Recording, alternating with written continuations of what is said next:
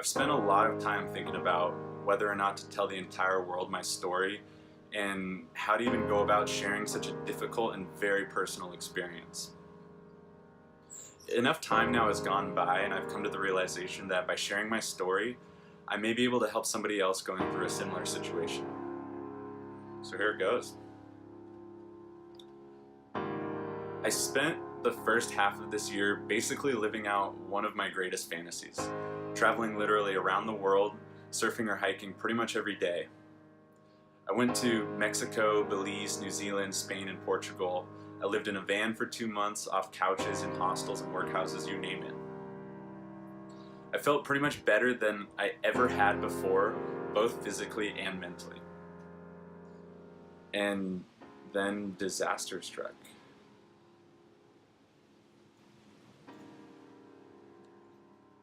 I was living in a small surf town in Portugal when I noticed some alarming symptoms, and I called up my dad, who's a doctor, and he told me I needed to come home immediately.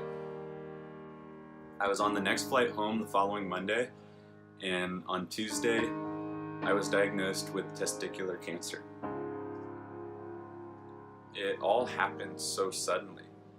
I was in shock and disbelief that I, a fit, active, 25-year-old traveler, could be diagnosed with a potentially life-threatening illness.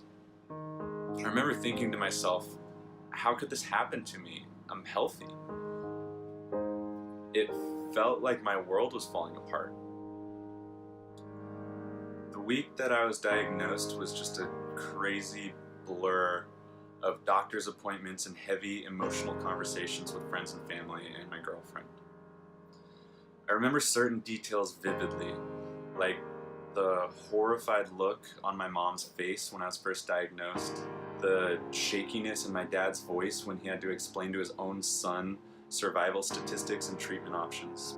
And I remember the painful knot of anticipation weighing in my stomach as I waited to see the results if the disease had spread to other parts of my body.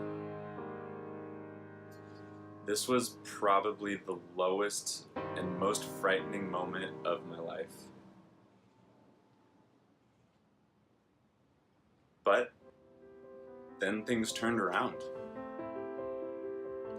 I got surgery the Friday after I was diagnosed to remove the cancer, and soon after that found out that the disease had not spread to other parts of my body and I would not have to receive any follow-up radiation or chemo.